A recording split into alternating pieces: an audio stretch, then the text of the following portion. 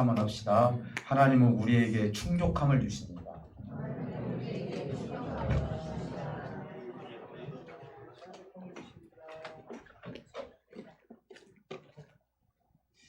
할렐루야. 오늘도 우리 하나님께서 상실과 충족, 어떻게 보면 오늘 이 본문의 말씀을 보면은 이 말씀의 제목에서 이게 상실되는 것은 아마 육적인 부분일 것이고, 충족하는 것은 하나님의 은혜의 말씀과 성령 충만함을 말하고 있을 것입니다. 그래서 오늘 이 말씀을 통해서 우리가 어떻게 충족된 삶을 살 것인지, 이사야 선지자가 왜 선택을 받았고, 그리고 이사야 선지자를 통해 우리에게 주는 교훈이 뭔가 말씀을 통하여서 은혜가 되시기를 먼저 주님으로 축복해 드립니다. 아마 유다 왕 중에서 한 4명 내지 5명 정도만 참으로 하나님 앞에 좀 칭찬받고, 그렇다 해서 그들이 실수가 없는 건 아니에요. 그런데 그 중에 우시아라는 왕이 오늘 본문에 나와요. 그래서 우시아가 죽었던 해에 이렇게 얘기를 해요. 그러니까 왕이 죽었다는 얘기예요. 그리고 나서 누구를 선택했냐면은 이사야라는 선지자를 하나님께서 불러주셨죠. 그래서 우리가 1절에서 나오는 우시아 왕이 왜 죽었는가, 그리고 죽은 뒤에 왜 이사야 선지자를 하나님께서 불러주셨는가, 우리가 성경을 읽을 때 보면은 그 앞구절을 우리가 잘 생각해 보면은 우시아가 어떤 사람인지를 이사야에서는 그렇게 잘 나와 있지 않지만은 구약에서 여러 곳에서 우시아 왕의 행적들을 우리가 알 수가 있습니다. 사실은요, 대표적으로 정치, 경제, 군사 이 3가지에 특출나게 잘했던 사람을 한 사람 골라라, 그렇게 하면은 우시아 왕이에요.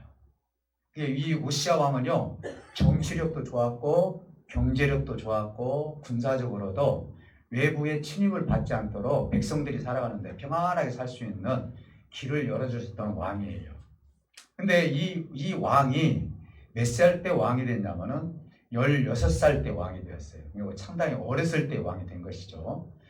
여러분, 지금 16살 아이들을 여러분들 어떻게 볼지는 모르겠지만은, 그때 당시 16살 먹은 아이가 왕이 됐다 그러면 지금 개념으로 보면 여러분들이 좀 어떻게 그가 왕 노릇을 할 수 있을까 이런 생각을 할 수 있잖아요. 근데 하나님의 은혜 가운데 이 우시아 왕이 16살 때 등극을 해가지고 52년 동안, 굉장히 오랫동안 왕 노릇을 했죠. 52년 동안, 그게 한 68세까지는요 하나님의 은혜 가운데 정말로 왕성한 그런 왕의 그런 형태를 볼 수가 있습니다. 근데 문제가 있었습니다. 어떤 문제가 있었느냐, 우리 사람도 마찬가지지만요, 여러 가지로 무엇인가 잘 됐을 때, 잘 이루어졌을 때, 내가 생각한 대로 다 이루어지고 내 뜻대로 되고, 그리고 무엇인가 많은 사람들 앞에서 자랑거리가 되고, 정말 부족함이 없는 그런 것이 나에게 있었을 때는, 잘못하면은 그것 때문에 내가 넘어질 수 있다는 거예요. 그것 때문에. 그렇기 때문에 우리가 살다 보면은요, 여러 가지의 좋은 조건 때문에 내가 그것 때문에 넘어지는 경우가 있어요. 이게 지금 그 예가 뭐냐면은 우시아 왕이 그랬어요. 사실은 경제, 군사, 정치적으로요 누구 따라올 사람이 없었어요. 그런데 이제 문제가, 어떤 문제가 생겼느냐, 사실은 구약 성경에서 왕, 제사장, 선지자는 뚜렷하게 자기가 할 일이 다 따로 있었어요. 왕이 제사장 일을 해서는 안 돼요. 그렇죠? 그리고 제사장이 왕으로 할 수도 없고요. 만약에 왕이 없었을 때는 사무엘 같은 경우는요, 왕 같은 사람으로서, 제사장 같은 사람으로서 현재 3가지 역할을 다 했던 사람이 선지자예요. 근데 이 부분을 구체적으로 뚜렷하게 하나님께서 제사장은 이런 일을 하고 왕은 이런 일을 하고 선지자는 이런 일을 해야 된다라고 정해준 이상은요, 절대로 월권을 해서는 안 된다는 것이죠. 근데 이 우시아가 하루는 자기가 생각하기로는 굉장히 큰 권위를 가지고 있으니까 성전에 가가지고 자기가 제사를 드린 거예요. 왕은요 절대로 제사를 드릴 수가 없는 거예요. 그러다 보니까 아사라라는 그 제사장이 우시야 왕이 지금 그곳에서 제사를 드린다는 소리를 듣고 나 혼자 가다 보면은 내가 죽을 수도 있겠구나 아마 그런 생각을 했던 것 같아요. 성경에 보면은 80명의 제사장, 그러니까 아론의 후손들이죠. 80명의 제사장, 오늘날로 보는 목사님들이겠죠. 80명을 모아가지고 우시야가 제사를 드리는 곳에 가가지고 권면을 하는 거예요. 왕이시여, 이 일들은 하나님께서 우리에게 맡겼습니다. 아론의 후손들이 제사장으로서 하나님께 드려지는 것이지 왕이 이 제사를 맡은 일이 없습니다. 그러니까 여기서 절제를 해주시기를 바랍니다 라고 이야기를 했는데요, 시도 맥히지 않는 거예요. 왜?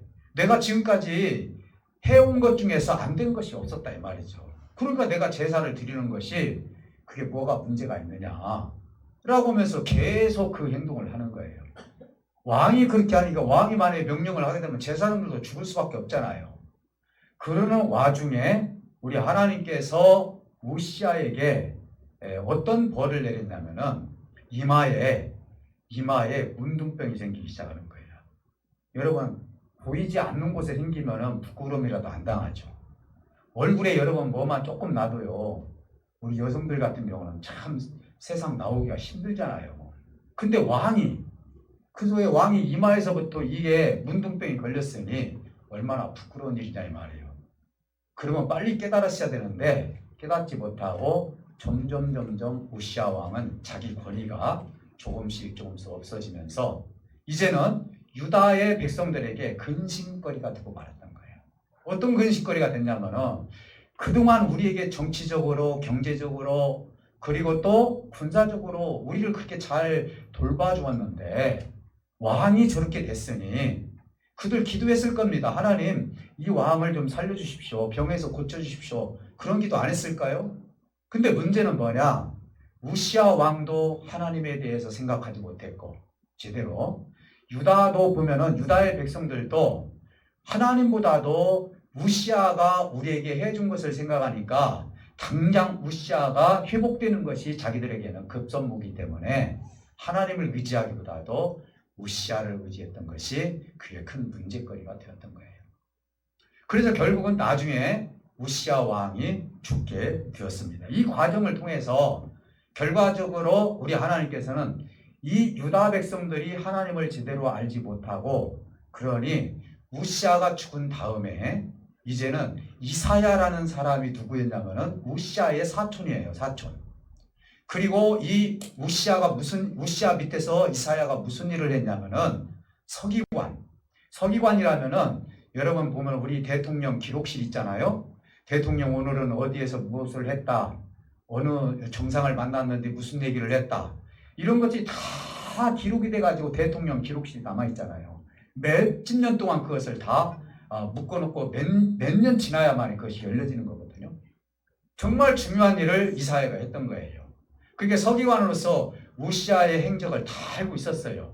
그리고 이사야 자체도 우시야 왕이 얼마나 훌륭한 왕이었는지를 잘 알고 있었기 때문에 어찌 보면은 이사야도 정말 두려운 마음을 가지고 우리 하나님께서 불러주셨을 때 이제는 제대로 이사야 선지자가 깨닫게 된 모습을 우리가 볼 수가 있었던 것입니다. 우시야 왕이 죽음으로 말미암아 이스라엘 백성들은 왕이 상실되어서 소망도 없고 우리를 돌봐준 지도자도 없고, 이러다 보니까 이들에게는 근심과 염려와 걱정이 생기기 시작한 거예요.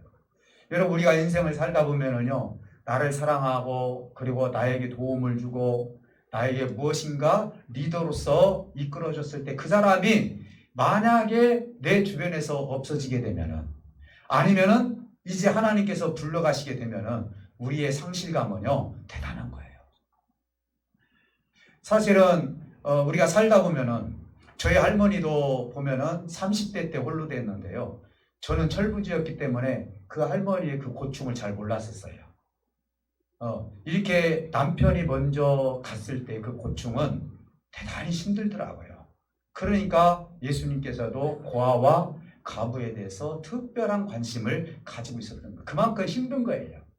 그런데 유다 백성들도 생각을 해보면 자기네들이 의지했던 왕이 죽어버렸으니 우리가 지금 어디에다 소망을 두고 살 수 있겠느냐. 상실감이 보통이 아니었다는 사실을 알 수가 있어요. 우리 인생을 살다 보면 상실감을 우리가 맞이할 때가 많이 있습니다. 여러분들도 물질부터 시작을 해서 관계, 그 다음에 부부관계, 그리고 자녀, 이런 모든 것들을 통해서 때로는 상실감 때문에 절망하고 때로는 밥도 안 먹고 그리고 나서 힘들어서 심지어는 목숨까지 끓는 그런 사람들도 우리 주변에서 보지 않습니까? 그래서 인생은요, 상실감이라는 것은 견딜 수 없는 고통이다라고 할 수 있어요. 유다 백성들도 어떻게 보면 그런 상실감을 가지고 우리 하나님 앞에 살기는 살았지만은 이사야 선지자를 통해서 주는 메시지를 우리가 한번 생각해 보면서 하나님의 은혜를 나눠보도록 그렇게 하겠습니다. 그럼 우리 하나님은 어떻게 상실한 이스라엘 백성, 유다 백성들에게 충족한 마음을 줄 수가 있었을까? 오늘 우리들에게도 충족한 하나님의 말씀을 어떻게 주고 계시는가? 이 부분에 대해서 우리가 성막의 모형을 통해서 지성소와 성소와 그 다음에 성막의 뜰, 하나님께서 어떻게 내려오셨는지, 그래서 우리에게 어떤 십자가의 고통을 통해서 우리에게 어떤 은혜를 주셨는지, 이런 부분에 대해서 우리가 함께 나누어 보도록 하겠습니다.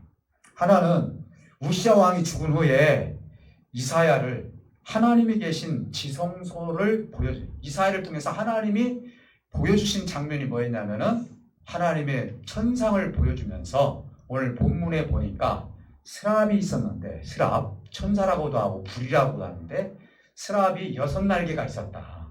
여럿이 있었는데 그 6날개가 2날개는 얼굴을 가리고 2날개는 발을 가리고 2날개는 나르면서 우리 하나님에 대해서 뭐라고 말합니까? 거룩하다, 거룩하다, 거룩하다. 3번이나 그들이 부르짖으면서 하나님의 거룩함을 나타내요. 그리고 이사야가 그 천상에서, 지성소예요. 우리가 성막을 놓고 본다면은 그 천상에서 이사야가 봤던 것 중에서 하나가 무엇이냐? 주께서 높이 들린 보좌에 앉아 계셨는데 그의 옷자락이 성전에 가득하였더라. 성전에. 여러분, 오늘 제가 일부 예배 때 그런 얘기를 했는데, 결혼식 때 보면은 우리가 여성분들은 보면은 보통 결혼복을 입잖아요. 그럼 가끔 그런 생각이 들어요. 아니, 그 치마를 좀 작게 해서 다리에 걸리지 않게 좀 가면 좋겠는데 조금만 있으면 다리 걸려서 잘못하면 참 힘들잖아요.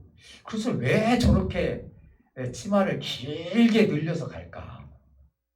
여러분, 그런 걸 생각해 보셨나요?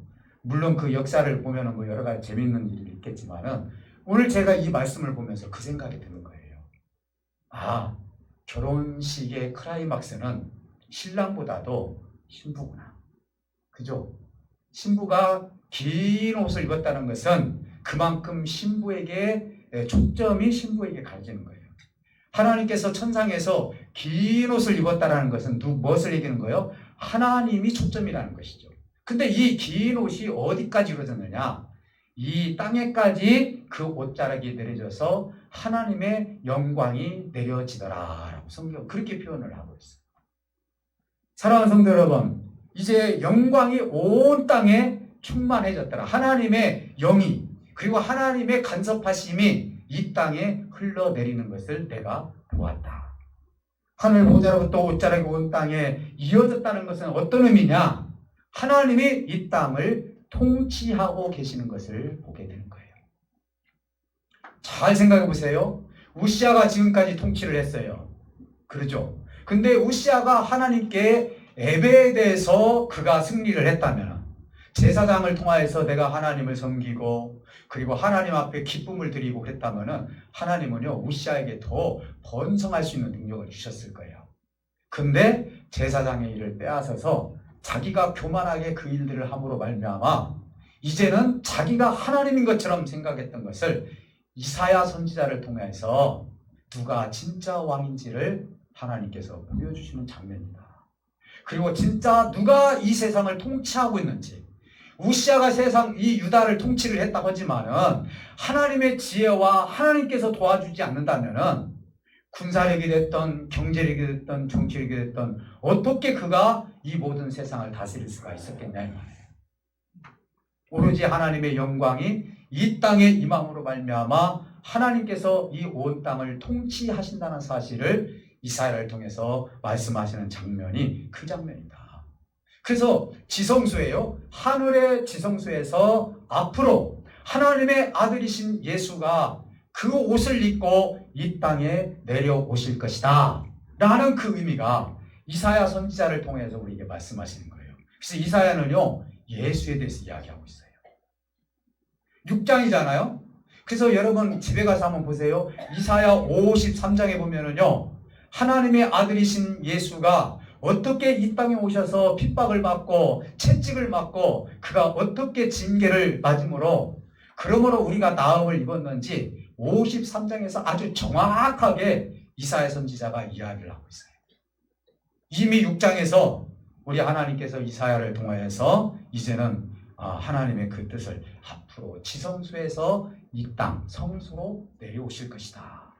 그래서 왕이 상실됐다 할지라도 우리 예수님을 통하여서 성령을 통해서 충족함을 주시는 분은 하나님이다. 그러니까 유다 백성들아 우시아가 죽었다고 상실한 마음 갖지 말고 하나님을 제대로 신봉하고 하나님께 제대로 예배하는 삶을 살아라. 그런 의미에서 이사야 선지자에게 이 교훈을 주셨습니다. 그래서 천상을 보여주신 거예요.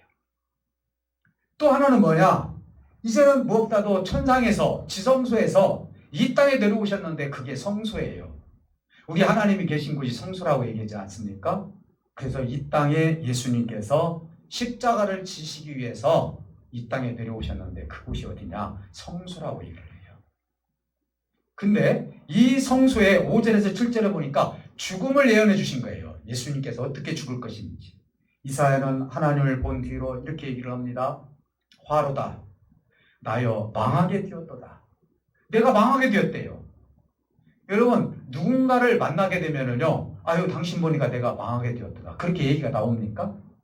우리는 사람과 사람을 만났을 때는 속이 보이지 않기 때문에요. 그런 얘기 절대로 못해요. 근데 이사야 선지자는 하나님을 만났어요. 하나님을 만났는데 내가 죽게 되었다는 거예요. 그 이유가 뭐냐? 하나님을 보니 내가 얼마나 큰 죄를 가지고 있는지 내가 보였다는 것이죠. 그래서 내가 여호와를 본고로 나는 죽게 되었도다. 그리고 내 입술이 부정하여서 나는 하나님 앞에 죽게 되었고 나는 부정한 백성 속에서 내가 살았기 때문에 나는 죽을 수밖에 없는 존재입니다 라고 그렇게 고백하는 순간에 스랍 하나가 숯불을 가지고 이사야의 입술을 딱 대니까 어떻게 해요? 악이 제하여졌고 죄가 사하여졌더라 이렇게 말씀해요. 여러분 사람이 어떻게 악을 제하고 죄를 사합니까? 절대로 사람은 악과 죄를 사할 수가 없다니까요. 그러면 우리가 가지고 있는 악과 죄를 사해 주실 분은 누굽니까? 예수님 위에는 없다는 사실이에요. 이건 누구를 지금 얘기를 하느냐? 이사야가 잠깐 지금 예수의 역할을 하는 거예요. 앞으로 오실 예수가 너희의 악을 제거하고 그리고 너희의 죄를 사해 줄 것이다. 너희가 하나님을 본고로 죽을 것 같지만은 이제는 하나님께서 지성소에서 성소로 하나님의 아들이신 예수를 이 땅에 보내서 너희들을 살려서 그리고 충족한 하나님의 영적인 존재로 너희를 만들 것이다 라고 말씀해 주고 있어요. 그래서요 여러분 성소에는요 가장 중요한 것이 세 가지가 수업에 들어가 있어요. 제가 그걸 예수님하고 같이 연관지어서 말씀을 드리겠습니다. 뭐 이을 필요가 없어요. 들어서 여러분 봐야 돼요. 여러분 언젠가 우리가 성막센터를 한번 가본 적이 있어요. 1대1로 만들어 놓고 보면은요 만약에 성소를 들어가잖아요. 그대로 들어가잖아요. 불이 하나도 없어요. 그 속에 들어가면 아주 어둠컴컴해요. 왜 그런 줄 아십니까? 창문이 없어요. 이 말은 뭔 말이냐? 우리 예수님께서 이 땅에 오셨을 때는 어둠의 세상에 예수님께서 오셨는데 요한복음에서 뭐라고 말씀하십니까? 빛이신 예수가 왔는데 어둠이 그것을 깨닫지 못하더라. 예수가 왔는데 그게 하나님의 아들이신지 나를 구원하게 하기 위해서 오셨는지 조차도 모르고 있더라. 그러면서 이 어두운 세상에 누가 내려오신 거예요? 예수님이 육신을 입고 이 땅에 내려오신 장소가 성막이에요. 성막인데 그것도 성소로 내려오셨어요. 그러면서 거기에는 세 가지의 성물이 있었어요. 첫 번째 성물은 뭐냐? 7촛대예요. 거기 보면 7가지로 돼서 7가지 속에 촛대가 있는데 제사장은 항상 그 촛대에 불이 꺼트려서는 안 되는 거예요. 그래서 우리 예수님을 상징하는 건데 내가 이 땅에 와서 십자가에서 죽음으로 말미암아 내가 빛이 된다. 그러니 나는 이 땅에 올 때 빛으로 오신 하나님이다라는 것을 7촛대를 통하여서 우리에게 말씀하시는 거예요. 그래서 우리는요 예수님을 통해서 촛대 가운데 빛을 우리에게 쪼여주심을 말미암아 내가 거기에 조명이 받아서 나도 빛과 같은 역할을 할 수 있는 삶을 살아갈 수 있는 거예요. 그 다음에 두 번째 있는 물건이 뭐냐? 떡상이에요. 떡상에는 12지파를 상징하는 12개의 빵을 거기다 항상 놓아요. 그래서 거기에는요 12개의 빵을 놓는데 안식일이 되면은 새로 빵을 만들어 가지고 거기에다 빵을 넣고 대신 일주일 동안 있었던 그 빵을 어떻게 해요? 제사장들이 나눠서 먹어요. 이것은 무엇을 상징하는 것이냐? 예수님께서 마지막 날 성찬식을 통해서 뭐라고 합니까? 빵을 다 찢어가지고 이것은 내 살이다 먹으라 그러지 않습니까? 그러면서 우리 예수님이 뭐라고 그래요? 나는 하늘에서 내려온 산떡이니라 산빵이니라. 그러니까 이 빵을 먹지 않는 자는 영으로 살 수가 없다라고 주님께서 말씀하지 않습니까? 그러니까 그 떡상 속에 있는 그 떡은 그 빵은 바로 예수님의 살을 상징하는 거예요. 결국은 내가 이 땅에 와서 내 살이 찢길 것이라고 지금 말씀하고 있지 않습니까? 그 떡상이에요. 그 다음에 세 번째 있는 것이 뭐냐? 분향단이에요. 거기에는 항상 향불을 켜놔야 돼요. 제사장은 그걸 꺼트리면은요 큰 죄가 되는 거예요. 그러면은 여러분 보세요. 이 분향단은 무엇입니까? 분향단은요 향기가 그리고 연기가 어디든지 틈새로 다 새서 갈 곳으로 가는 거예요. 이 말은 뭔 말이냐? 그 앞에가 지성소인데 우리의 기도 하나님께 지금 내가 드려지고 하나님께서 나를 받아줄 수 있는 가장 요긴한 제목 요긴한 그 도구가 뭐냐? 그건 바로 기도예요. 이 기도의 향을 통하여서 지성소 속으로 들어가는 것처럼 우리에게도 예수님께서 말씀하시기를 십자가를 지면서 할 수만 있다면 내가 이 십자가를 지기 싫지만은 이것이 아버지의 뜻이라면 내가 이 십자가를 지겠나이다 라고 기도를 하지 않습니까? 아버지께서 그 기도를 받아주시죠. 분향단. 우리 예수님께서는 무슨 이름을 주셨습니까? 여러분 기도 마치고 나서 누구의 이름으로 기도하죠? 예수님 이름. 너희가 내 이름으로 기도할 때 무엇이든지 기도하면 내가 너희에게 그 모든 걸 시행을 하겠다 이렇게 말씀해 주셨어요. 그것이 아버지 뜻이라면. 그러니 우리에게는 이 분향단을 통하여서 예수님이 십자가에 죽어줌으로 말미암아 우리에게 누구의 이름을 줬느냐? 예수의 이름으로 무엇이든지 구하면은 천상에 계신 아버지께 그 기도가 상달이 되어서 너희에게 하나님의 영광을 드러낼 수 있는 길을 내가 열었다. 사랑하는 성도 여러분, 오늘 이것을 통하여서 이제는 우리가 아버지 하나님께 주신 은혜가 있습니다. 이제 성소에서만 머뭇거렸던 우리 하나님이 아니에요. 지성소에서요 성소로 내려오셨어요. 그리고 나서 마지막에 내려오신 것이 어디냐? 이 땅이에요. 그 뜰로 내려오신 거예요.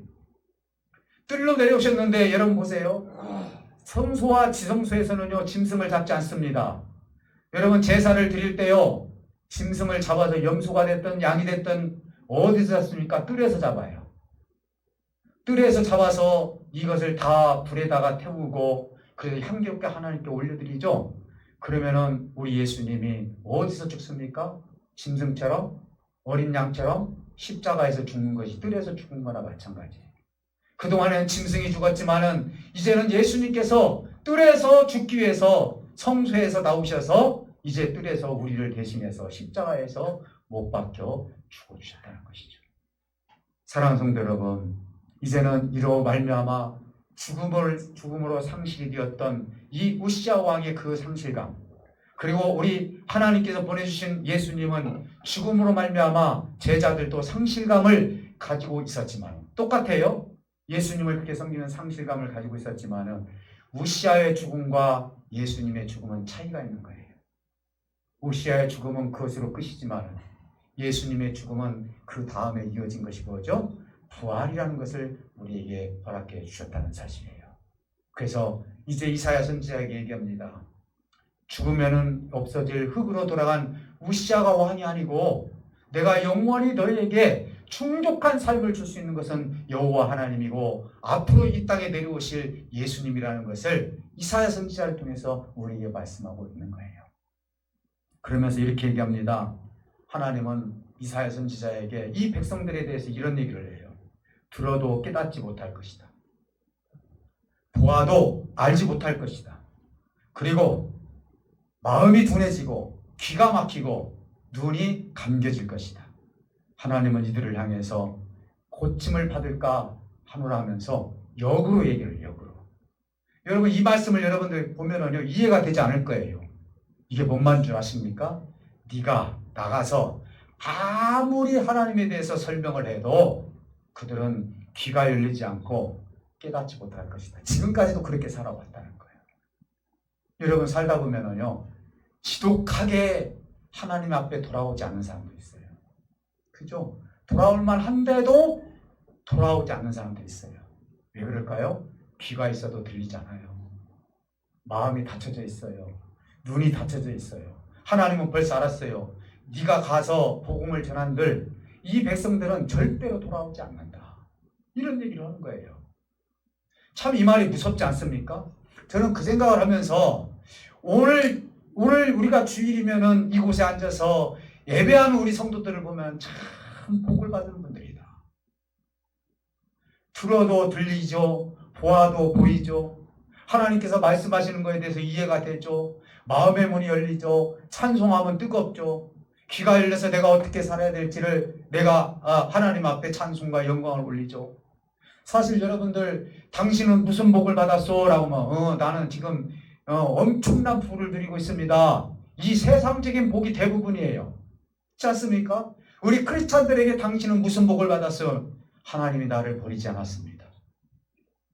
이게 복 아닙니까? 나는 하나님을 아는 것처럼 하나님도 나를 알고 그래서 나는 하나님과 함께 사는 그 자체가 복입니다라고 그렇게 고백할 수 있는 우리 성도들이 되시기를 주님으로 축복해 드립니다.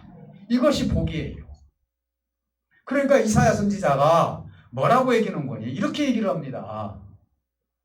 그러면 하나님 아버지 이 일들이 언제까지 이 일들이 일어나고 언제 그쳐집니까? 라고 얘기를 해요. 그러니까 이 땅이 황폐해질 때까지다. 지독하죠. 네. 사람의 마음이 그렇게 지독한 거예요. 안 바뀐대요. 안 바뀌어. 그리고 우리는요. 조금만 여유가 있으면 죄질 생각이 막 먼저 와요. 그죠? 나만 그런가요? 여러분 하나님이 물질을 엄청나게 주었어요. 뭐부터 생각해요? 네? 대부분 보면 마음껏 내가 이 일도 하고 저 일도 하고 하나님 나라의 일을 위해서 이것도 하고 저것도 하고 다 한다고 하잖아요. 그러나 다 내 중심이에요. 사람의 마음이 바뀌는 것은요. 인간 스스로 안 바뀐다는 것을 우리에게 상식적으로 얘기해 주고 있는 거예요. 그러니까 이사야 선지자가 그런 거예요. 언제까지 이 일이 벌어집니까? 했더니 집안에 사람이 없고 황폐해지고 나무가 다 잘려질 때까지 이 일은 계속 이어질 것이다 라고 얘기를 합니다. 그러면서 하나님이 그런 말을 해요. 우리를 위해서 이 땅에 누구를 보냈고 참 하나님께서 이사야 선지자에게 네가 가라 이랬으면 좋겠는데 이 땅에 누구를 보낼꼬 라고 하니까 이사야 선지자가 깨닫고 주여 나입니다. 나를 보내주셔서 내가 가겠나이다. 이렇게 얘기를 해요. 자, 이건 뭐예요? 이사야 선지자가 내가 가겠나이다는 건 뭐냐면 하나님이 가겠다는 거예요. 사실은 이 땅에 하나님의 아들이 성육신을 하셨을 때 사실은 이사야가 내가 가겠습니다라는 그것도 중요하지만은요. 이 말은 이사야의 입술을 통해서 하나님이 이 땅에 내려오겠다는 거예요. 지성소에서 성소로 내려오고 성소에서 뜰로 내려와서 십자가에서 내가 죽어야만이 인간의 마음이 바뀌어지고 죽어야만이 하나님의 새로운 세상을 볼 수 있는 성령이 그들에게 임함으로 말미암아 내가 이 땅에 와야만 이 문제가 해결이 된다는 거예요. 그러면서 그루터기 얘기를 해요. 봐라, 선지자야. 나무를 잘라도 거기에서 나무에서 또 새싹이 올라오는 것처럼. 그렇죠? 이 앞집에 보니까 감나무를 끊었어요. 우리도 뒤에 나무 대추나무를 끊었는데요. 봄에 보니까요. 거기서 새싹이 나오더라고요. 아주 싱싱하게. 예수님께서 하나님께 그 얘기를 하는 거예요. 다 황폐하고 나무가 잘렸더라도 그 구루터기에서 나오는 그 새싹이 있는 것처럼 너에게는 그것이 바로 소망이 될 것입니다. 그렇게 말씀해 주셨어요. 사랑하는 성도 여러분, 저와 여러분들은 어떤 소망을 가지고 있습니까? 내가 노력을 해서요? 아니에요. 나에게 소망은 하나님이에요. 하나님이 나에게 영을 주셨기 때문에 소망이 생기는 거예요. 내가 잘려버렸어요. 육신의 생각과 모든 것들을 하나님을 통하여서 내가 완전히 다 잘려지고 회개하고 새로운 사람이 되기까지는 성령이 나에게 역사함으로 말미암아 새 마음을 주시고 그리고 새 영을 주심으로 말미암아 소망을 가지고 아버지의 뜻을 이룰 수 있는 길을 하나님께서 열어주신 거예요. 사랑하는 성도 여러분, 오늘 우리 이 제목처럼 우리는 상실된 그런 삶 속에서 충족한 마음을 누가 주시느냐? 하나님이 주신다는 사실을 믿으셔서 오늘 하나님께서 나에게 성령을 주시고 하나님께서 나에게 지혜와 명철을 허락해 주셔서 이 땅에서 하나님의 충족함이 무엇인지를 잘 깨달아서 세상의 것을 가득 채우고 사는 그런 삶이 아니라 그건 여러분 누리세요. 누려요. 여러분 보세요. 내가 이 땅에 있는 거 가지고 누리는 건 하나님께서 주었기 때문에 누리는 거예요. 그래서 여러분 제가 가난하게 살아난 얘기가 아니에요. 여러분 가지고 있는 거 있으면은요, 좀 누리세요. 누리시고, 그것은 하나님 나라로 가지고 갈 수 있는 것이 아니에요. 근데 이 땅에서 나에게 주신 것이 뭐예요? 충족. 하나님이 충족한 게 하나님의 마음이죠. 하나님께서 주신 이 마음을 가지고, 지금 이 땅에 저와 여러분들이 살아 움직일 때, 우리 하나님께서는 저와 여러분들을 통해서 하나님의 나라가 이 땅에 이루어짐으로 말미암아 내가 육신의 삶을 통해서 상실된 마음이 충족한 마음으로 치워지는 역사가 저와 여러분들에게 임할 줄 믿습니다. 말씀을 통해서 꼭 승리하시고 저와 여러분들이 이사야 선지자와 같은 마음을 가지고 주여 나를 보내주소서. 내가 새 영을 가지고 내 가족으로 갑니다. 내 남편에게 갑니다. 내 아내에게 갑니다. 내 자식에게 갑니다. 여러분 가는 곳곳마다 하나님의 그 충족함이 이 마음으로 말미암아 어디를 가든지 하나님의 성령이 충만해져서 하나님의 나라가 확장되는 역사가 임하시기를 주님의 이름으로 축복해 드립니다. 기도합니다. 하나님 감사합니다. 나무가 배임을 당하여도 이제는 결국은 그루터기가 소망으로 충족할 것이라고 말씀해 주셨습니다. 유다 백성들은 우시아가 죽음으로 말미암아 상실된 마음을 가지고 있었을 때 우리 하나님께서는 이사야 선지자를 불러주심으로 말미암아 앞으로 이 땅에 이제 너희를 충족할 예수 그리스도가 이 땅에 오실 것이라는 소망을 우리에게 허락해 주셨던 것처럼 오늘 지성소에서 성소로 내려오시고 성소에서 뜰로 내려오셔서 그 짐승이 죽었던 것처럼 하나님이 그 자리에서 죽으심으로 말미암아 우리에게 상실된 마음을 충족한 마음으로 성령으로 우리에게 부어주시니 진심으로 감사를 드립니다. 이 땅에 살아가면서 세상에 소망 없는 삶을 살지 않도록 도와주시고 어떠한 삶 가운데서도 하나님 중심으로 살아갈 때 우리에게 충족한 성령의 충만함이 모두 임하게 해주셔서 우리 모두가 하나님의 영광을 위해서 하나님께 쓰임받을 수 있는 삶이 될 수 있도록 복 위에 복을 내려 주시옵소서. 오늘 아버지 하나님께서 함께해 줄 줄 믿습니다. 오늘 이 시간 다 같이 기도합니다. 우리 아버지 하나님께 하나님 내가 상실된 마음이 있었습니다. 아버지 내가 세상을 바라보면서 실망도 하고 넘어지기도 했습니다. 아버지 하나님 감사해요. 그러나 내가 하나님을 믿고 성령을 통해서 충족한 마음을 채우기를 원하오니 나를 불쌍히 여기주시옵소서 긍휼히 여기주시옵소서. 우리 아버지 하나님께 간절히 기도할 때 하나님께서 기쁨으로 성령의 충만으로 채워줄 줄 믿습니다. 아픈 부위에 손을 얹고 기도하시기 바랍니다. 하나님 감사합니다.